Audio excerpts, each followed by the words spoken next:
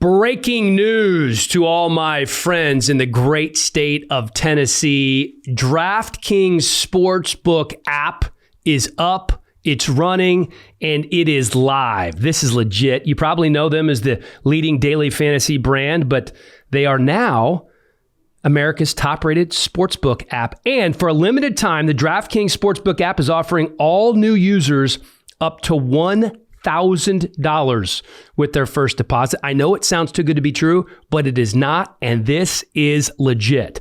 Download the top-rated app right now. Use the code HELIPOD when you sign up. For a limited time, all new users can get a deposit of up to $1,000. That's a bonus on your deposit of up to $1,000. DraftKings Sportsbook has a deposit bonus, yes, of $1,000. I'm going to say it again because it's close to unbelievable. Use the promo code HELIPOD. Must be 21 or older, Tennessee only. Deposit bonus requires 25 times playthrough. Restrictions apply. See DraftKings.com/sportsbook for details. If you or someone you know has a gambling problem and wants help, call or text the Tennessee Red Line, 1-800-889-9789. And as always, the HeliPod with MJD is brought to you by Viore. MJD and I, as always, are wearing Viore for the taping of the HeliPod here. And MJD, I know how much you like it. You know how much I love it. You wear it. I think you might wear it every single day of your life. I definitely sleep in it for sure. All right. Viore. Viori. You can wear it for yoga. You can wear it for hooping. You can wear it to sleeping like MJD does. You can wear it to travel. Dinner. I wore it to dinner with you the other night. Did you? We had a great dinner. We had a phenomenal dinner. We'll get into that a little while later. But Viore, Vuori, clothing.com/helipod. With the holidays coming up here, Thanksgiving and then Christmas down the road, start planning. Get 20% off. Right now, they make unbelievable sweatshirts, T-shirts, shorts, swim trunks, and it's the most comfortable material you can possibly imagine. The finest athleisure wear on the planet. That's VioreClothing.com/helipod to get 20% off now. Let's go. The HeliPod with MJD.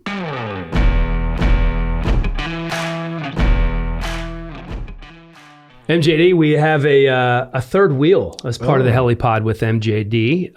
Matt Bubar from NFL Network, a friend of ours, works with me at DirecTV's Fantasy Zone channel as well.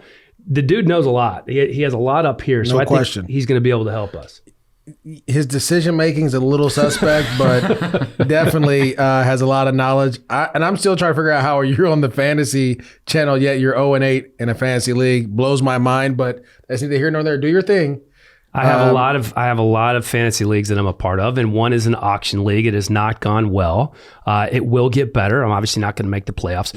Bubar, by the way, a USC Trojan. Obviously, MJD, a UCLA Bruin. So I'm sure there'll be a little chatter about that. Yeah, we used to smack you guys all the time when we played you guys too. So all the time. Yeah, I've never lost to Tennessee. I don't think UCLA's ever lost to Tennessee. There was a home and home, dude. They played like twice. And they won. I don't think USC's ever lost to Tennessee either. All right, enough of this Tennessee crap. Listen, we have a great new sponsorship with DraftKings as they open a Tennessee sports book, and you're just going to come and crap all over Tennessee. I'm just being honest. All right, let's get going here.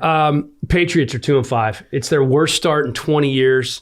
Last week, an unnamed NFL executive said to Jason La Canfora at CBS that New England had the worst group of skill players in the NFL. And now we hear Bill Belichick on WEEI says, look, we paid Cam Newton $1 million. I mean, it's obvious. We don't have any money. It's nobody's fault. That's what we did the last 5 years. We sold out. We won 3 Super Bowls. We played in the 4th. We played in an AFC championship game. This year, we have less to work with. Who'd they spend this money on? Brady, Gronk, Gostkowski, guys that are all not there anymore, and they're taking cap hits for it. Well, Brady, you're not taking a cap hit for Brady. Gilmore? You're definitely taking a cap hit for Brady. Gronk retired, so there's no cap hit there. No, there's cap hits there. For what? Because it was Brady's? Yeah, they're still paying a cap number for Brady because he spread it out. Well, that sounds like that's their fault. Well, it's his fault. He was essentially the general manager, right? Well, this is the thing. This is what it comes down to when you talk about the Patriots. First of all, it comes out and it's now the old adage: is it the coach or the player? Tells me that it's the player. Period. Point blank. I don't care. You're saying in terms of Belichick versus Brady, yeah, or anybody. Joe Montana when he was winning all the Super Bowls and Bill Walsh. Everyone would say it was Bill Walsh. No, Jerry Rice and Joe Montana were out there. That's why you were winning. Like, players are the reason you win. And so it tells me that Tom Brady is the GOAT because with those same players, he brought you to the playoffs multiple times. He took you to all these championships with the same guys out there. Now, no credit. It's not the same guys. The defense is different. Offensively, it's the same guys. Yeah. No, offensively it is, but I mean defensively you had an NFL high 8 players opt out. Right. Dante Hightower, Patrick Chung, Marcus Cannon at right tackle. But this is the problem, though. Like, how do you not draft guys? Well, that's a great question. MJD, listen to this. They haven't drafted a Pro Bowler since Jamie Collins in 2013. They're all defensive dudes that they drafted are Pro Bowlers, not offensive guys. Listen, how about this? Aside from Shaq Mason and Joe Tooney, they haven't drafted and developed a player in the last 4 or 5 years. They cannot draft a wide receiver that contributes to that offense for the life of them. I don't get it. I don't understand. And so then that's when I start to say like Tom is for real. Well, you already knew Tom was for real. That's not telling us anything. We didn't know Tom was for real because it was always, is it Tom or is it Belichick? Is it Tom or is it Belichick? It was both. No, it's Tom. Look, Julian Edelman hasn't had, except for the game against the Seahawks, hasn't really done much all year. With Tom, he was lights out, right? Yeah, listen, this hasn't James been a good... White. Yep. Was a viable option for he can't find him right now. It's not his fault. They just can't.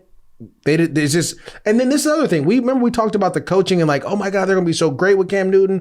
They're going to be able to change this offense. It's going to morph into something different. We can't wait to see it. So it's on the player. I'm still waiting. Well, I know, but so you're talking about the player. So that's on Cam. Listen, no, what I'm saying is if you're going to consider yourself, if you're going to be Josh McDaniels and he's going to be the heir apparent and he's the next greatest head coach out there, and you have a talent like Cam Newton and you can't morph your offense, which isn't hard. He's a read option offense. You know what he was in Carolina. Watch the tape. Look, this is what we have to change to. We need to get both tight ends involved. All right. We need to get receivers that can stretch the field downfield. Go trade for a guy that can go down the field. I know they just traded for Ford, but you have to find ways to do it. How about, okay, if we're going to go out here with Jared Stidham. We're going to go out here with Brian Hoyer. Is that what we're doing? This is my point, and this is what I think. I think that Bill Belichick checked out. Say it. No, say it. He's going to retire. He didn't check out. He said, listen, we have a 7 to 8 win team here. What's the point in winning 7 or 8 games? You might as well win 4 or 5. You might as well get a higher draft pick. They didn't sign Cam Newton until the second week of July. So they knew exactly what they had in Jared Stidham. So what are they doing then? So I think he knew that they weren't going to be good once all those guys opted out on defense, and I think he was okay with it. And I think he's finally kind of admitted that. Listen, this is who we are. This is what we are. We're trying to draft and develop young players, which they haven't been able to do. No. And he knew that this was going to be a 5-win team. Do they have? And they haven't. Damian Harris isn't playing like he should have been playing last year. Sony Michel's banged up, hurt. Rex Burkhead's like. Well, Damian Harris has been banged up too. So you have 5 dudes that can tote the rock though. Like we don't have a receiver who scares anybody. Jacoby Myers, Demir Bird, Gunnar Olszewski. Tell me the receiver they had last year that scared someone. But they had Tom Brady and they had a healthy Julian Edelman. They didn't really have one. You're right. What about the year before that? Who they have a receiver that scares one? No, I understand what you're saying. They've never had a receiver that scared anybody. Oh, now we know Tom Brady is the GOAT isn't really telling us anything new. Well, it just tells me that Tom. It should because again, if you're going to the playoffs and the Patriots are winning 10, 12 games a year with Tom. And you're telling me now with that same team that they're winning 2, they're 2-5? It's pretty crazy. That's crazy. But it's not the same team. You don't lose 3 starters, 3 of your better starters, your 2 defensive leaders. You have your top your defensive leader is McCourty. Your defensive player of the year is still there. Dante Hightower's a leader. Patrick Chung's a leader. I mean, they have other leaders. No disrespect to Patrick Chung. Patrick Chung is he's an older safety. He knows that system. He plays well, but he wasn't a game changer. No, I understand. Dante Hightower, yes, he was a game changer rushing the passer, but okay, like. But I'm just saying, Patrick Chung was that guy who carried Belichick's message into the locker room. Devin McCourty does that. Matthew Slater, who's there, does that. Fair. Matthew Slater's a special teamer, doesn't carry the same weight. But he carries more weight than Patrick Chung. I promise you that much. The respect, you need to talk to Willie McGinnis about the respect that Matthew Slater has in that locker room. Fair. Devin McCourty is the guy that you were talking about, that you should talk about. Stephon Gilmore is that guy because he was the defensive player of the year, right? They still have guys there. Let's remember this. The Patriots never really, they traded away Chandler Jones. They never really had a guy that got after the quarterback. They've never really had that guy defensively. Like, they would get pressure with stunts and different things like guys, that. Right. With several, yeah. They still have Winovich is still there who gets to the quarterback. They have guys there that can still do it. But the difference is Tom would go on these 17, 15 play drives, let the defense rest. They don't have that anymore because one, Cam can't do it by himself. And two, they really haven't changed that offense to Cam Newton. I disagree. Cam's running the ball. Anytime there's a that's game on the line, that's not his game. What was his game in Carolina? Who did he throw the ball to in Carolina? Tell me the one name that he threw the ball to in Carolina. Oh, Christian McCaffrey? No. Before DJ that. Moore? No, before all that. Who was the one guy that he was always reliable for? Steve Smith? Oh my, this guy. I believe it was Kelvin Benjamin. No, it was Greg Olsen. Oh, you're looking at tight end. Okay, Greg tight end, Olsen is the guy that anytime he got in trouble, he threw to Greg Olsen. Right. Who was hurt a good majority of the time. Years. And he still was trying to feed him, right? Who have they thrown to the tight end yet? I know my baby that's there right now, Devin Osley, hasn't had a catch. Ryan Izzo is the starting tight end. How many catches? I don't know. Bubar, why don't you look that up for us? How many catches for Ryan Izzo this year? Ryan Izzo has 9 receptions on the season for 114 yards. So he is... And Greg Olsen's a 1,000-yard receiver in Carolina with Cam Newton every year. That is the problem. And just for reference, our boy, Mr. Izzo, has only had 3 catches is his season high in the last 2 games at Kansas City and against the Raiders. 4 targets total, 0 catches. So you're blaming the... I'm not blaming anyone. What I'm saying is that is part of the when people start to crown you like you're this genius coach and that you can adapt to anything.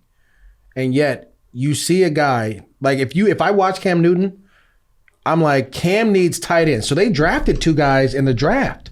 So I'm like, oh, they know what they're doing. You go get Cam tight ends. You come out in 13 personnel. You come out in these big sets. You let Cam, because again, Cam needs big bodies. That's why the Carolina Panthers went and drafted Kelvin Benjamin, guys with big catch radius, right? But you don't do that in New England. Well, they did draft 2 tight ends. One of them a UCLA Bruin. That's what I told. That's my baby. Devin, I coached him in high school. He has no catches. How do we not get these tight ends? How do we get these tight ends involved to help? And you know what? You may be a 2-win team. I don't know. You may be that. But you still have to be out there and try to be competitive and put guys in position to be successful, man. I'm not ready to totally take a dump on Bill Belichick's entire career because they're not having a good year. He's a Hall of Fame coach. He won, 6 Super Bowls or how many ever? Like, I'm not saying that. What I'm saying is that we have put a lot on Bill Belichick. Of course we have. He won 6 Super Bowls. Exactly. But we're not seeing him adapt to a different player. Well, I'm going to give him a pass on this season, and I think he is giving himself a pass. I don't give passes because I coached before. I've coached before. I coached in high school, but I coached little kids, right? Right. And I tried to tell our coaches there, I was like, we're only as good as the players we have. We could coach our butts off, and we could do all these great things. I'm giving Bill Belichick the pass. I'm not giving Bill Belichick. I'm giving the coach the pass, not the GM the pass. The GM has failed. What about McDaniels? Because he's going to get a head coaching job. So I don't know. Would you give him another head coaching opportunity? Listen, sometimes you put it on the player. Yeah, I think eventually he's going to get a head coaching opportunity. Would you give him another coaching opportunity after what he did in Denver? After what he did when he was with the St. Louis Rams? We talked about this before. And we talked about coaches deserving second chances. I don't believe in Pete Carroll got a second chance. Yeah, he went to college and won a national title. He worked his way to do that. He was a head coach in college. He wasn't an OC in college. He got 2 chances in the NFL before he went to USC. He was the coach of the Jets and the Patriots. And the Patriots were good. Remember the Patriots? He had the Patriots winning when he got fired, when they went and went after Bill Belichick. They were winning. I want to say they went to the playoffs. Bill Belichick has gotten a second chance. There's a lot of second chance coaches. But again, they were winners. Bill Belichick took Cleveland to the playoffs. Yeah, right. But they win and then they lose. Josh McDaniels, he did not do well in Denver. It was a bad experience because he was trying to be Belichick. Then he went to St. Louis and was the OC there. We forget about that stint he had with the Rams. Well, he resurrected his career. Let's move on from the Patriots. Let's close it. I'm gonna close it out with Put a button on it. Okay, I believe that you're right. that they figured out, look, we don't have enough weapons, playmakers around our quarterback, and we have to find a way. Tom was right when he said the reason he left was that you guys didn't put enough guys around. Now, I don't know the whole cap situation. They may be strapped for cash. I don't know. They are strapped for cash. But the thing is this. At the end of the day, you have to be competitive. And I know they'll win on Monday night against the Jets. I know they'll do that. At least I hope they'll do that. But it's like Mike Tomlin, when I see Mike Tomlin in Pittsburgh last year, when they were fighting every week, right? And you go 8-8 with a guy by the name of Duck Hodges or Mason Rudolph, who we saw is really not he's backup quarterback. Right. But they fought every week. Like Mike Tomlin didn't say, "Oh, we're going to give up." Like, we were strapped for cash, which Pittsburgh is most of the time. No, he was like, "We're going to fight." And so I don't appreciate the like, okay, we're going to tell the truth now. Like we went all in. Like no, like compete. No, at the end of the day, I think they're still competing. I think we always give excuses say, for Belichick, certain why don't you people. ever say anything? Why do you always has been speak more in open. monosyllabic tones when you're in your post-game press conference? And finally he does that. And now we're like, dude, how could he say that? He's spitting truth right now. Someone told me like it may be the end because he's doing like Subway commercials. He's kind of like getting back out there a little bit. Belichick's doing Subway commercials? Yeah, he did a Subway commercial. He is. He's all over TV. He's all over TV doing those Subway ads. It's like Brady. Remember Brady didn't do anything, and then all of a sudden he started a Facebook account and he went on Instagram like the last 3 years there. Mm-hmm. Maybe the end is near. All right, I gotta get to the 49ers because we have an interview coming up with Mike Gesicki that I don't want to be late for. We won't. All right. Garoppolo. Done. Is he done in San Francisco? The high ankle sprain. He's probably going to have surgery. Likely going to be out for the season. He's on the books for 2 more years. I heard they can get out after this year, right? Yeah, no more guaranteed money. Listen to this quote from Kyle Shanahan. I don't think it's difficult for me to evaluate. I've got a good idea with Jimmy and what Jimmy is capable of doing, and that's why he's been here. Now, I think he means that as a positive quote moving forward, but you can also take that. Listen, he kind of knows what he has. And in terms of Garoppolo, he's only had 1 full season in San Francisco. 13-3, they go to the Super Bowl. He's been hurt 2 other years. He was acquired the year before that. So he has about 3.5 years, 1 full season. And you look at that, 1 full season, he goes to the Super Bowl. Case Keenum was 13-3 in 2017. Blake Bortles got the Jags to an AFC Championship game. Mitch Trubisky was 11-3 in 2018 when he made the Pro Bowl. All those guys are backup quarterbacks now. I think Jimmy Garoppolo is done in San Francisco, and I think he's going to be somebody's backup quarterback next year. Is that news? Like, is that? Do we think Jimmy Garoppolo was good? Do we believe? I have Niner friends that I want to talk positive, so I'm going to talk positive. No, I'm going to talk positive about Jimmy G. He's great with the running game. When he can get the ball out quick and 3 steps, 5 steps the ball, and the guy's wide open. He's amazing. You know who else people say that about? Jared Goff. No question. Okay, but I think they're very similar. They are very. When you look at the NFC West, it is Russell Wilson, it is Kyler Murray, and then it's Jimmy G and Jared Goff. They're like that's the tier, right? Jimmy G, like at the end of the day, that's either that system doesn't fit him, which is a quarterback friendly system. But I personally think like it just after 6 games, they gave him a bunch of money. You didn't even know what you had. Right? Like the Niners, and then my boys always call it the perfect tank. That's what they're talking about now. It's like we're back with being the perfect tank. Everyone's hurt. We'll get a top pick. We got Bosa last time we did this. Next time I can't wait to see who we get next, right? But at the end of the day, like they're just like those teams you mentioned. You mentioned the Jags. Remember the Jags were all defensive heavy. Yeah. Guess what? That lasted 2 years. It's gone. The Niners, what were they? Defensive heavy. Everyone's hurt. Can't do anything. Can't stop anybody. You can't score. That's what this. You have to have a quarterback. First of all, if you want to play the Kyle Shanahan game, you need to have multiple running. You need to draft running backs in the first round. Multiple. You need to have 3 or 4 dudes on that roster. Now they have 3 or 4 guys, but they're not first round. You talent. don't need to draft running backs in the first round. Well, that's if you're smart, you would because you get a 5th-year-old, you have to pay him if you're smart. But if you want to do the I don't draft running backs in the first round, you'll continue to be like what they're doing. You'll have a bunch of guys out there running, looking good. Then once they get hurt, guess what? They all like what? They're running with who? Undrafted free agent JaMychal Hasty now, and Jerick McKinnon, who they paid 2 years ago, who had 2 ACL surgeries. And then they brought him back on a cheaper deal. But what I'm saying is like they haven't really went out and invested in that offense the way they should have. Well, they've invested heavily in the defense. You have all those first-round picks on the defensive line. But here's my question. I'm letting him go. If you want to, he's not coming back. So where do you go? Who are you replacing him with? You replace him in the draft? It depends on in the draft where I am, because I like a couple guys there in the draft. Not a big. I know people they're going to get mad at me. I'm not a big Trevor Lawrence guy. I think Trevor Lawrence, he's more of a runner than he is a thrower. If that makes sense. I'm gonna tell you why. Against some of these teams that they face, like Georgia Tech, they scored 70 points. He's supposed to do that. It's Georgia Tech. Like, they're switching offenses. They're not going from the triple option. They're going to spread now. Like, they're going to be bad. But when you played against what is Ohio State last year? Who they play against in the playoffs? Bubar, I can't remember. Does anyone know? I want to say it was like Ohio State or LSU. For whoever they played in the first round, they lost. I want to say, did they play in the championship game? I'm totally blanking on what they did last year. I can't remember who LSU his big beat plays first. Against those top defenses were his legs. They would no throws, which lets me know in the crunch time, bro, you're about to take off. You're Mitchell Trubisky. You're going to run more than throw. Don't compare Trevor Lawrence to Mitchell Trubisky. Okay, he has a much bigger sample size. Can you give me in the championship game on January the 7th last year, Clemson, the number 1 team, beat Alabama 44-16. Not last year, because LSU won last year. LSU won last year. That's right. Look at you before.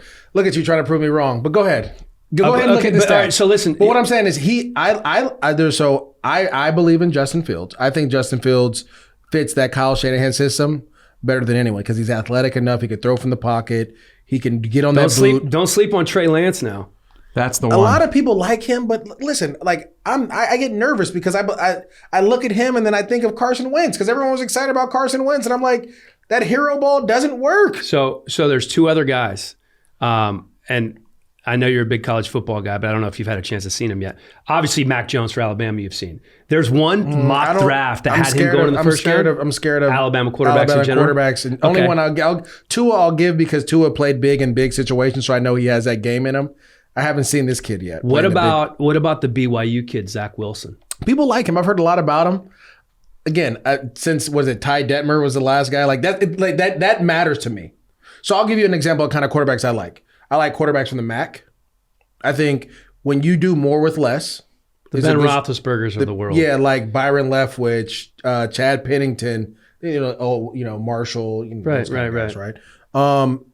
I like those guys. I try to stay away from this. It's going to sound bad, but Pac-12, they don't know what they're doing yet. And then when them dudes come out, even my baby, Josh Rosen, just doesn't work. It hasn't worked. Maybe that's who you go with as a guy. If you're Kyle Shanahan, you go and pick up Josh Rosen. He's cheap. Maybe you could work with him. I don't know. But for me, I need a guy that is proven and that can make plays. Justin Fields, his stats, and when you watch him throw, you're like, oh yeah, he has it. I want to say in the last 2 games, he has 2 incompletions or something crazy like that. That to me is like, he's a gamer. And then not only is he a leader, when the Big Ten was like, oh, we don't want to play, he was the vocal one. He was the vocal one saying, I want to play. Right. We want to play, right? But you talk about track record. Who's the last Ohio State quarterback that came out in the first round? Oh, Dwayne Haskins, but that's not Dwayne's fault. I think Dwayne Haskins is good. I personally think he's a quarterback that can make it. I believe MJD, don't say that. You listen, also said Houston was going to win the I did say that. AFC South. I did say that. But who's worse, him or Daniel Jones? Dwayne Haskins. No, Daniel Jones is worse. Look at the stats. I disagree. Look at the stats before he got benched. It's the eyeball Daniel Jones test. turns the ball over every week. He's the same as Sam Darnold. It's the eyeball test. What is the eyeball test? Not turning the. Let me ask you a question. Hold on. This is how bad Dwayne Haskins has been. Okay. He's been so bad that Ron Rivera decided to go with Kyle Allen, who, to your point, got him fired last year. No question. As the starting quarterback instead of Haskins. Yeah. Haskins. They traded for him too, though. Remember that. You want to talk about stats? Pro Football Focus has rated 36 quarterbacks this year. I don't want to hear Pro Haskins Football. is numbered 36. I don't want to hear, that's fine. I don't want to hear Pro Football Focus. I want to talk about turnovers. The reason, the number one way you win games and lose games is turnovers. Agreed. Daniel Jones has turned the ball over multiple times in multiple games. More than once multiple games. He has 36 giveaways since 2019, Daniel Jones, to your credit. That's the most in the NFL. And we don't bench him? We keep giving him an opportunity, but Dwayne Haskins plays what? He hasn't even played 12 games. And he gets benched? There's no doubt about the turnovers. I've just seen more from Daniel Jones in terms of throws that he's made than I've seen. And I've seen a lot of throws that he's missed in those games that he makes. So this is the thing. And this is the difference between, I think, Jared Goff and Jimmy Garoppolo. And I'm going to say this, and people may get upset. Jared Goff is even kill. His floor is going to be here, and his ceiling's going to be here. It's not a big drop off, right?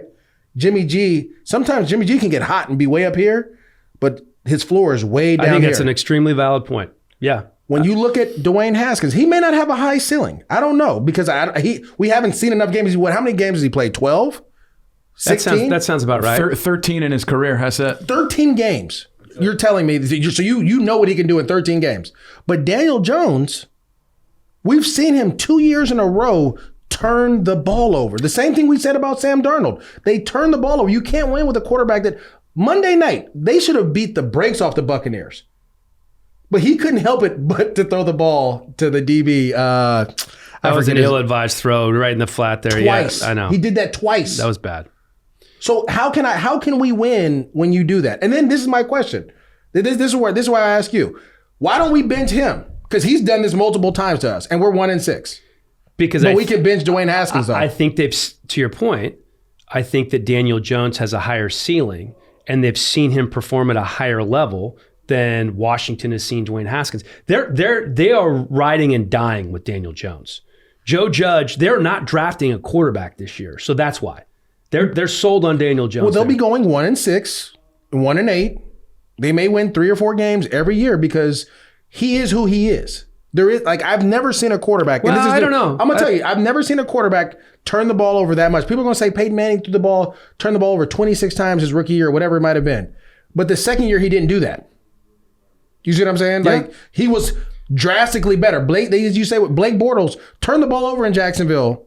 In the second year, guess what? He turned the ball over. And guess what? The third year, he turned the ball over. You know who else led the NFL in interceptions twice? Who? And also won 2 Super Bowls? Eli. And Eli turned, and guess what? Why did they win those Super Bowls? Please tell me why they won those Super Bowls. Well, they won the Super Bowls because of big plays by Eli. They won the Super Bowls because of a defense. A what? A defense. And they ran the ball. They ran the ball. And I'm going to tell you why. And this is the other thing. We are all over the place. No, this is important. This is important because I think people need to understand this. When you have a quarterback that turns the ball over or it can get streaky hot, you have to make sure that you have a running game when things go bad. And they don't have that. Saquon's hurt. If Saquon was healthy, this would be an entirely different story. He's not a streaky quarterback. He's a turnover quarterback. He's turned the ball over in 9 straight games. Dan, what else we got to go in knowing that as a defense, we have to know, all right, we're going to have a sudden change here. It's going to happen. I'm not arguing with the fact he's turned the ball over. I think straight games. I think he forces too many things. Is that stat true? Because I'm not. This is off the top of my head. No. Unfortunately for Mr. Helly, Mr. Jones-Drew is correct. He's actually turned the ball over every single game this year. He has. He's got at least 1 interception in every game this season, except week 5, which they lost to the Cowboys. But he had a fumble lost in that game. So he still turned it over. Bubar, if you have any more statistical support for MJD, you're fired. I mean, he's a Brew and I'm a Trojan. It's hard to support someone like that. But you like him because he has a high ceiling. He turns the ball over every week. I'm saying I understand why they're sticking with him. All right. You want to know why they lose? And then we'll get back to the thing. You want to know why they lose? Yeah. They lose because he turns the ball over. Literally. No, I understand that. I just literally they lost. They should have beat the Cowboys. Turn the ball over. Should have beat the Bucks. Turn the ball over. Jabril Pepper said it best. We're not getting our butts kicked. We're not getting our ass kicked. We're in every game. You're right. You are in every game, but you're going to keep losing, America. All right. I understand that you're not sold on Daniel Jones, and I don't think you're alone there. Let's move on to another quarterback, Lamar. The Ravens have seen a regression of Lamar Jackson from his MVP season to this season, and it's not just throwing the football. Actually, in terms of yardage, he's almost on par to have the same throwing totals as he did last year. The completion percentage is down, but He's not running with the same vigor that he did last year. Right. There seems to be, and we talked about this last week, Hollywood Brown tweets after their loss to the Steelers, what's the point of having soldiers when you don't use them? Never. 2 targets, 1 catch for him in that game. It was a touchdown catch. Took him away. But does that you say that doesn't bother you when guys go to Twitter? That bothers me. John Harbaugh talked to him. He takes the tweet down. He said, listen, Hollywood's a good kid. He's frustrated. I understand it. He's a hard worker, all this stuff. I'm frustrated too. Listen, this is the problem. You want to know what the problem is with Baltimore? They have an identity crisis.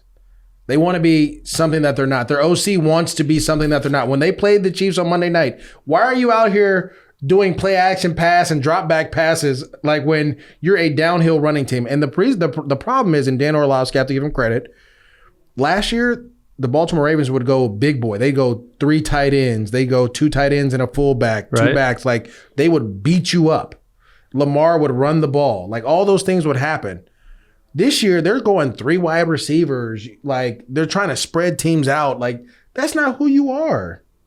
That's not the Baltimore Ravens way. You have to get back to who you are. You should have never traded Hayden Hurst, because you know what? Hayden Hurst gave you an opportunity when you went 3 tight ends to be another receiver, how athletic he was out there, and be a mismatch for your quarterback who loves to throw the ball at the seams. He helped out Mark Andrews, who's not having the same year that he did last year, right? You're not running the ball. And when I say run the ball, I'm talking about Lamar runs. Like on 4th and 2. 4th and 2 against the Seahawks last year, they just literally ran a QB blast. They did the same thing on 4th and 4 against the Rams on Monday night. QB blast. And they were throttling people. All of a sudden now you're struggling because we want Lamar to throw more from the pocket. Why? That's not who he is. So it's interesting, though, that you say that, because last week against Baltimore, in probably the most crucial drive, against Baltimore taking on Pittsburgh, the most crucial drive of the game, they ran the ball 10 straight times, and then Lamar turned it over. Listen, he turned it over 4 times in that game. It's not going to happen. It happens. He improved from year 1 to year 2 more than any other quarterback I've seen in NFL history. How do you pinpoint what is the reason? I'm telling you, it's just the OC. It's just Greg Roman. They changed their scheme. It may not. I don't know. It trying to make him more of a drop back. It might be like, say, we want to protect him more, right? We don't want him to take all these hits, so let's throw. No, Lamar. David Carr said the same thing. You can't do that. That's like saying, Derrick Henry, we want you to be a 3rd down scat back. We're going to put you out. We're not going to turn around and hand you the ball no more. We want you to run option routes. But who does that? So David Carr actually pointed to this in an article he had on NFL.com. And he said Greg Roman did the same thing with Cap in San Francisco. Yeah. Year 2 for Cap, we saw these same kind of issues. Is it just a matter of Greg Roman saying, you know what, I want to get a head coaching job. I'm going to show that we can do this. I was about to say that. I'm going to show we can do this with him as a traditional, throwing quarterback. So Monday night showed me everything. Monday night against the Chiefs showed me everything. There's no way the Kansas City Chiefs are that much better than the Ravens, right? But when you don't why draft J.K. Dobbins? Why have Gus Edwards? Why have Mark Ingram? Why have all these big bodies, these linemen that are huge, if you're going to drop back and just throw the ball? What's the purpose of that? You're receiving. The reason you have Hollywood Brown is just so he can stretch the field. So when everyone's in the box for the run, you can throw the ball down the field. You can still be a creative OC with that. Right? Like you can. Of course you can. You can still get a head coaching job running down people's throats if you go 14-2. You're the number 1 offense in football, right? You can still do those things, but a lot of these coaches, and it's not a hating on again, I think they're trying to protect Lamar Jackson more than anything because he does take hits sometimes. He's smart about it, but sometimes he gets clean. I want to say the Jets got him last year, a nice clean hit. He popped up. He's so slippery. You don't see it very often. And I understand them wanting to protect him. But you can't because you're taking away who he is. That's like me saying, Dan, we're giving you some contacts and taking away those blue eyes of yours and give you regular brown. You're not Dan Helly anymore. You look average. It's those blue eyes that make you look so dreamy. Right? Easy but if on I the gave you some brown eyes, you'd just be average Dan. I don't think so. You'd be average Joe's Jim. Not a one-trick pony over here, buddy. No, those eyes that's all you got. But this is what I'm saying, though. And so why would I take away what Lamar Jackson does best? That may shorten his career. It may. I don't know. But you know what? He was an MVP because he led the team in rushing and he led the team in passing, and you guys went 14-2. And you throttled people. I'll tell you what's going to be real tough now. What's going to be real interesting. They just lost their best lineman. Yeah. They just lost Ronnie Stanley. How will they adjust anything going forward now that they lost Ronnie Stanley? I mean, that's his protector. Well, not only Stanley, you lost Yonda too this pack because he retired, Earlier, right? yeah. So you have your top 2 linemen are gone. How do you and that's where coaching. Remember we were talking about Bill Belichick. That's where coaching comes in. When guys start going down, it's easy to coach when everyone's healthy and we're like playing well and everyone's. As long as you have the pieces, right? Which they do. But what are you going to do now when your left tackle's done? So it sounds like we're not really sold on Baltimore this year at all. I think Baltimore's going to go to the playoffs. And they're going to make a run at it, but they have to get back to who they are. The reason they lost to the Tennessee Titans, you know why? Why? They threw the ball 70 times or 60-something times. I think it was 61 times. What? So how? Who? So, but here, let me ask you this though, and I don't think this is a legitimate knock because Michael Jordan took 7 years to win a championship, I believe. Peyton Manning took a couple of years till he got Peyton right. It was like double digits almost, right? I mean, the knock on Lamar is that he's lost the biggest games, right? 0-2 in the playoffs, 0-3 to Mahomes, now 0-1 against the Steelers with Big Ben. I don't think that's a fair knock for a guy that's been a full-time starter for 2 full seasons, basically. No, I think first of all, I think when they played the both times they lost in the playoffs, they tried to throw the ball instead of run it. Both times. Against the Chargers the first time, and then against the Titans, they tried to throw the ball. You can go look it up. I think against Pittsburgh, when you look at what they were trying to throw the ball, like why is he in? Occasionally I'm going to do drop back, and when I say occasionally, I mean like 2 or 3 times a game. I'm going to do drop back passes with Lamar. Everything else is going to be on a play action pass, right? Because he has the threat, and then I'm going to tell him, and I've said this. I talked to a couple people in Baltimore about kind of how they're using their backfield and why their offense is struggling, and my response was it's not the runners, it's because Lamar's not taking off enough.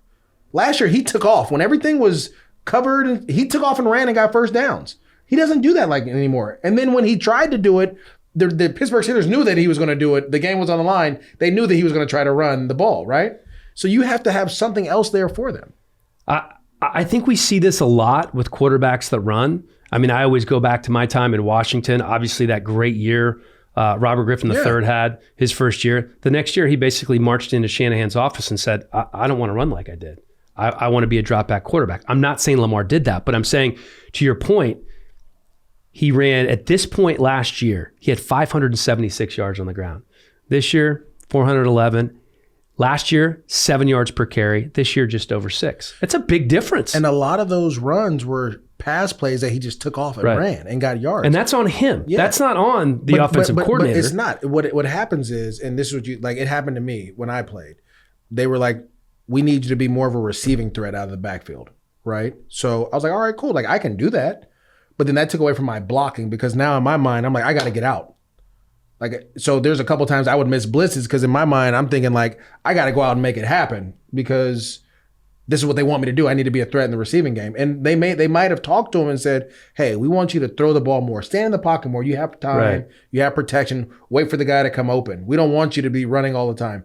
When that's what he did at Louisville, right? That's what he did his first 2 years of the league. It took you to the playoffs 2 years in a row. Why change that? Yeah, you know what I'd say to Lamar? Go out and do what you think is best. Just let him be him. He was an MVP last year. Just let Lamar be Lamar. So you go from being an MVP and you change that. And if it's a Lamar, why? Lamar, why would you change that? Right. If it's the coaches, why would you change that? He was the MVP of the league. You guys were the number 1 seed. Right? Don't change who these players are. It's as a coach, and I told you, I coached in high school at the great De La Salle High School, not arguably the greatest high school ever. No one ever get to do what we did. Better than Magruder High School in Rockville, Maryland. We didn't lose a game for 14 years. I know the story, make sure you put it. that out there. But this is what I'm going to say. The one thing that I learned from those coaches is who we were, they let us be that. And then they changed the game plan. So each year, we ran the same system, but certain plays, they would put guys in position because that's what that fit them, right? Like for me, I played a little bit of receiver my first couple years on varsity because I could catch. My senior year, I played a little bit of receiver or both. Like, they just moved the offense, changed with the players they have around them.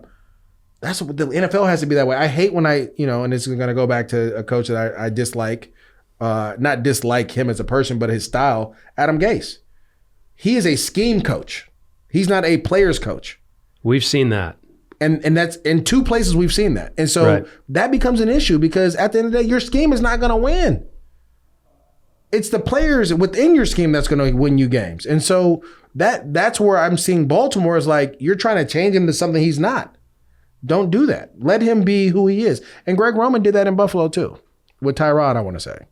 So this is this is the third stop, and this was a guy that was on the short list. I think everybody's short list for potential head coaching candidates, and this is going to be interesting to see how that may change that going forward. All right, we have Mike Gesicki, Dolphins tight end, coming up. We have our game picks coming up as well. But first, a message from our sponsors. Time for a quick timeout to tell you about a few of our sponsors. And we start with Greens Plus, a health food leader since 1989, known for creating the first ever blended green superfood powder and the first company to infuse that green superfood into a bar. The bars, powders, taste great. The most effective way to improve your immunity, detox your body, boost your energy, and get that nutritional insurance that your body deserves. All organic, gluten-free, available at Whole Foods, Amazon, or greensplus.com. I recommend going to greensplus.com because you get 20% off if you use the promo code HELI. You like smoothies? Throw some wild berry superfood powder in there. Greens Plus. At Vaco, the motto is we invest in your career, so you are here for the duration of ours. Vaco, a premier talent and solutions firm that provides boutique-level service with global reach in the areas of consulting, consultative project resources, executive search, permanent placement, and strategic staffing. You need somebody to fill that C-suite position? Vaco has you covered. Their areas of expertise all across the board, folks. Accounting, finance, tech, healthcare IT, ops, administration, or international managed services. They were founded in 2002. One of the founding partners, my good buddy Brian Waller, a University of Tennessee alum. He did not like how things went this past weekend against Georgia, I can tell you that much. But Vaco's still growing. They serve over 40 markets across the globe, 1,000 employees, 5,000 consultants, and $750 million in revenue. At Vaco, they're doing it right. Check them out, vaco.com. That's VACO.com for more info on how they can connect people to their dream jobs and help leading companies find talent to grow their business. I'm not sure how long it's been. I think probably 3 months or so, but I tried this new product called True Niagen, and I think you should too. There is a trend, MJD, in the scientific community that surrounds the health of our cells. It affects all of us, from former athletes like you to the weekend warriors like myself. We have something in our cells called NAD, which supports our energy and our body's ability to repair itself all the way down to the cellular level.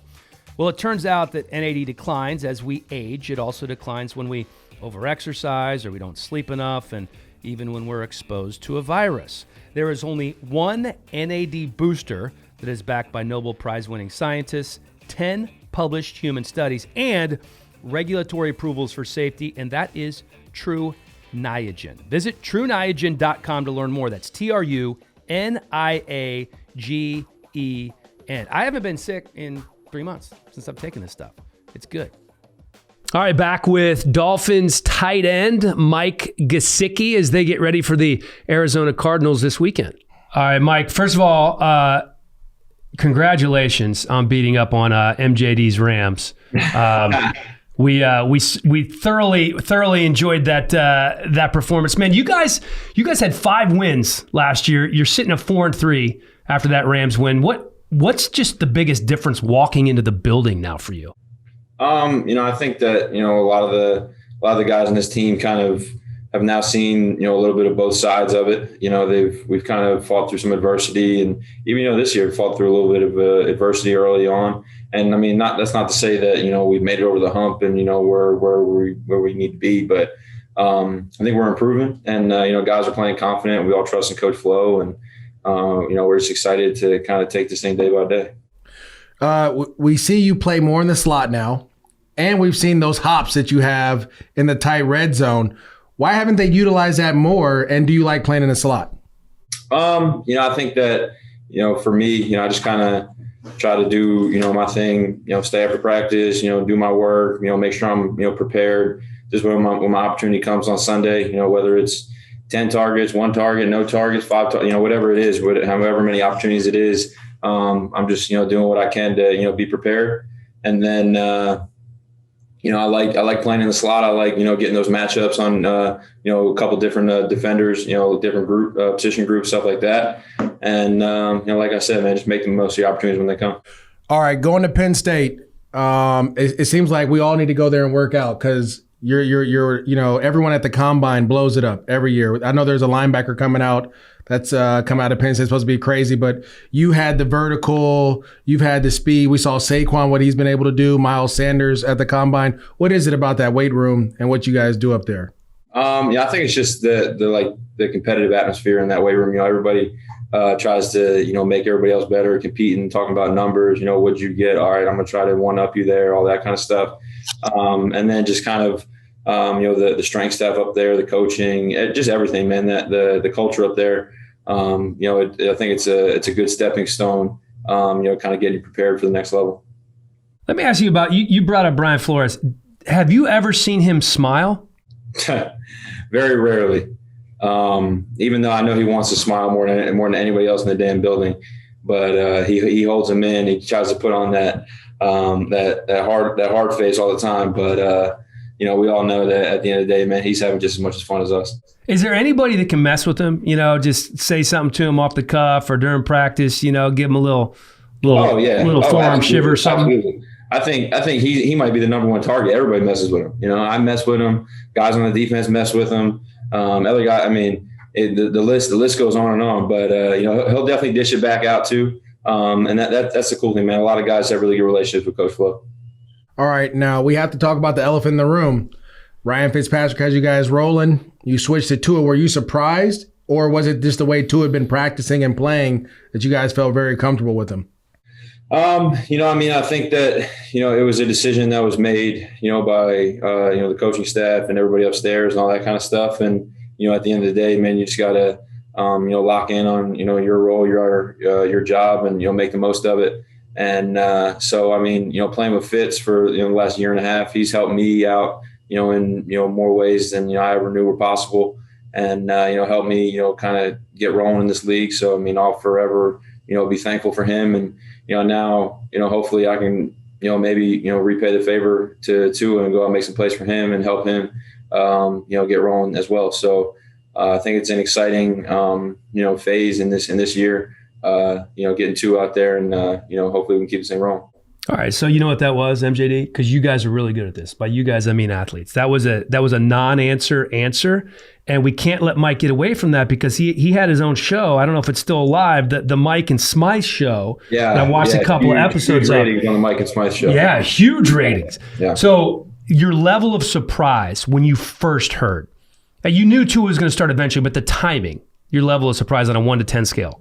Yeah, I think, I think everybody, was surprised, outside the building, inside the building. And, I'm sure maybe even Tua was, I'm sure, everybody was just because, it's just not what you expected. But at the same time, Tua is just as prepared as Fitz and the next guy in there.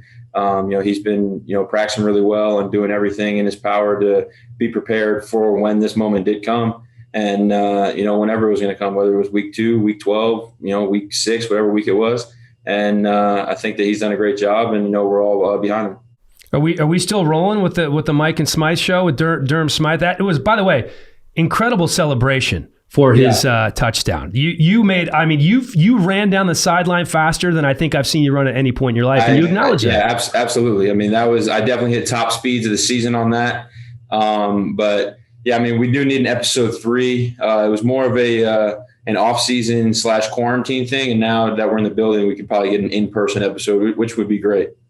Now, is that the same show where someone was like, "Who's the haircut guy on the tight end?" Are you the one that cuts people hair, or someone cut your hair? I'm not the haircut guy. I was the haircut customer. Obviously, I need to go back to him right now. But I also just took my helmet off, so give me a break on that. But Chandler Cox, he's our fullback, so he's kind of in the tight end room as well. So we consider him a tight end, and he cuts some good hair. MJD, I don't know if you've seen highlights from Mike's high school basketball career, but the dude could ball. And from a former high school basketball player here who just wanted to be able to dunk at one point in my life. So you weren't a hooper if you can't dunk. No, listen, I'm 6 feet tall. I could dunk a volleyball 1 out of 10 times a basketball, but this guy could get up. I was watching some of them before the show today. Unbelievable. And your favorite hooper of all time is Vince Carter. Would you try to emulate his dunks? Oh, growing up, Vince, that was like my idol. I thought I was going to be the next Vince Carter. So that was my thing. When I was a little kid, I was doing them on Nerf hoops and all that kind of stuff in my basement. And then when I got a little bit bigger and a little more athletic, then I was trying to do them, some of them for the most part, out on the actual court. What was the most points you scored in a game? I mean, everyone knows hoopers remember those. Yeah, it wasn't anything crazy. I think I had like 38. So it was a solid game. But sometimes you hear people, I dropped like 62 one night, and that means they were ball hogging. You had to have some assists in that 38. Right. So were you a basketball prospect as well coming out? Is that something you thought about doing in college, or was it always football? It was something I thought about for a while. I got recruited to, smaller schools for, I had like offers from like Bucknell, Colgate, Lehigh, more like Patriot League schools for basketball. And then just kind of decided that I probably wasn't going to go to the NBA one day, and I probably maybe had a shot at, playing football for a little bit of time. So I, went that route and paid off. So. Well, let's move ahead. You guys are playing the Arizona Cardinals. You'll be locked up with Budda Baker, who's been balling. What have you noticed from him throughout the film study, and what do you think you can take some advantages of? Yeah, he's a really talented player. And the thing that, he does is, you see him, I've seen clips of him, covering, George Kittle and, doing a good job, just kind of playing physical and, playing to his strengths.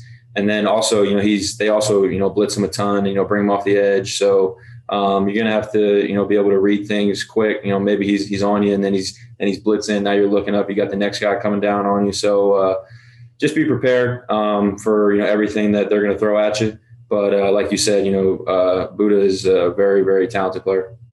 No Myles Gaskin. He's going to be out for a little while. And I didn't realize in terms of offensive touches, he just dominated for you guys. So that I see a little smile on your face, because that could be, hey, listen, that could be good news for you. You've had one catch in the last 2 games. You had a couple of great games earlier in the season, but you may be forced to spread the ball around a little more now. Obviously, we all hope that, Myles comes back and, is healthy and gets back in the action. He's done a great job for us all year long. And, but it is, next man up mentality. There's a lot of talent in the running back room that's going to step up and make plays. And, if there's, more distribution of, the targets and all that kind of stuff, you just got to be ready and make the most of your opportunities. I'll say this. This is less of a question, more of a statement? No, not a statement. Just tell Tua to throw you the ball more, because I have you on my fantasy team. All right, and I'll make sure I text Zoe Sunday morning to remind Tua to make sure he gets you at least 10 to 15 targets at least, so we can win this fantasy league together. Yeah, you sound like all the people in my DMs right now, but embrace it, baby. Is this what it's all about? Listen, we just got to win games, and eventually the ball comes your way. I will say this, Mike. MJD had a unbelievable run in his career. He had a 3-season run where he was an All-Pro all those years, led the league in rushing. And the one thing he did that few other players did at the time was embrace fantasy football and all the people that would come at him on Twitter all the time. You did. You embraced it. Yeah, thanks Zoe for that. Zoe's the one that told me I should embrace it. Yeah. I'll be sure to take some advice from Renzo. Yeah, take some advice from Renzo. It may help you go a long way. I still try to get some advice from him. Hey, Mike, good luck this weekend, man. We really appreciate the time. Enjoy watching your high school hoops highlights almost as much as I do your NFL highlights, man. No doubt. Appreciate it, fellas. Thanks for having me. Good luck, brother. I like him, man. Oh, yeah, he's dope. I said the same thing about Henry Ruggs in terms of their high school basketball highlights, but Gesicki could ball now. Yeah, Ruggs is like crazy, though. He has stupid bounce. Yeah. To be that size, like he was Like, you knew he was fast because how explosive he was. That's true. I mean, Gesicki's 6'5", so he's expected to be able to dunk. But he's there, doing 360s and stuff. You want to know who the most athletic players I've ever seen in my life? Who? The McCown brothers. Josh McCown? Josh McCown goes crazy. Legit basketball player. I knew he played, but like he has some bounce. Crazy. Legit. Him and his brother. Both legit dunkers. Luke and Josh, like crazy. Yeah. Josh McCown, underrated. Dude, that guy was coaching high school football in North Carolina. It was done like 5 years ago. No, I know he still is, but he's carved out another 5 years and probably like $30-40 million. No, he's actually, I don't know if he's still on the practice squad of the Eagles, but yeah, he is. He's practice squad, but he lives in Texas, and he's the emergency. He's an emergency guy. Does all the meetings via Zoom, and it's a great deal. Crazy. I mean, I wish I could get something like that, but I'm here with you, so let's go. You've been done forever, man. All right, time for the picks. I'm going to intro this properly. I'm going to acknowledge the fact that after week 7, we were tied at 27-14. Last week, we had a little Sunday night floater game. We both went with Philadelphia. We picked 7 games week 8. MJD got big. He went 6-1. The only game he missed was the Rams in Miami. I went 4-3. I picked San Francisco to upset Seattle. I was not smart. I picked Baltimore over Pittsburgh and the Rams. So for the season, MJD 33-15. I'm 31-17. But that doesn't tell the whole story, Dan. You have to talk about the comeback, right? After week 1, you were talking trash. I think I went 3-3, and then the next week I went 3-3 again. You were winning, and I told you it's going to take me to about week 4 to figure out the season, who's going to do what. And then guess what? You might call me Mr. Leo because I'm over here predicting the future. You know what I'm saying? You know what happened? A couple of weeks ago, I made fun of MJD for just being short. No. And he got mad. No, he got mad. Now he started taking it seriously. All right, you ready for pick 6? I'm ready for it.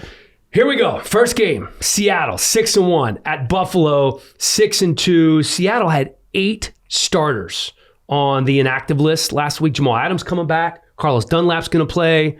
The Bills are just the 3rd team, I believe, in NFL history to start 6-2 with a negative point differential. I think the Bills are a good football team. I don't think they're as good as their record. I think Seattle is going to go into Buffalo. I think it's going to be a relatively close game.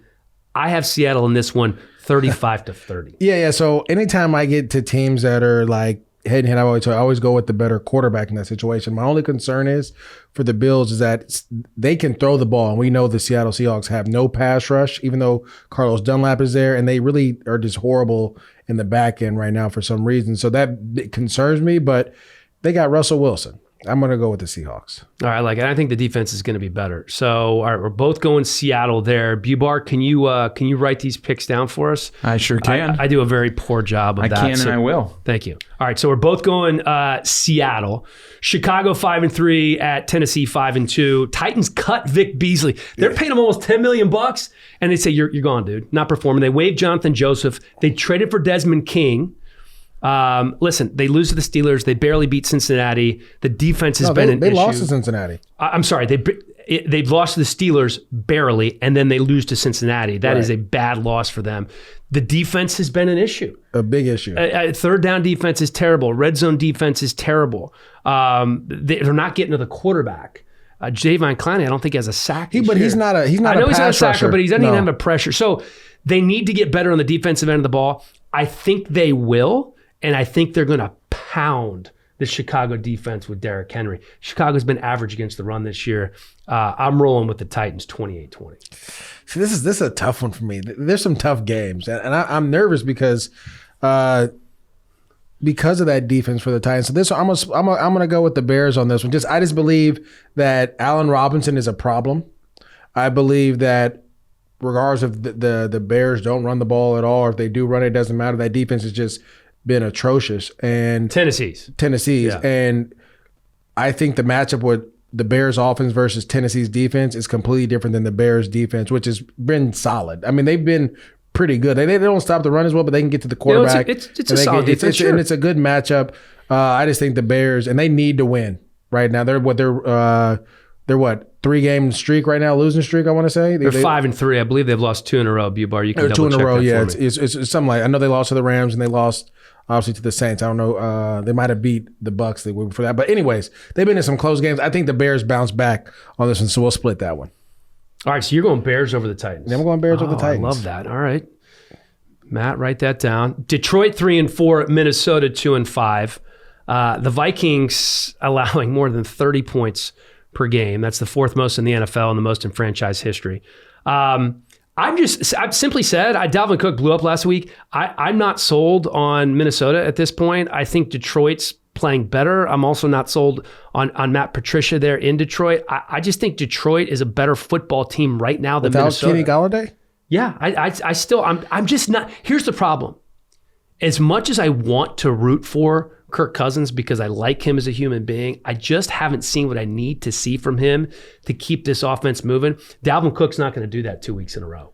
Oh, yeah, I'm going to go with the Vikings. That's it? Listen, Dalvin Cook is the key to that engine. He's the one that starts that thing up to that car, right?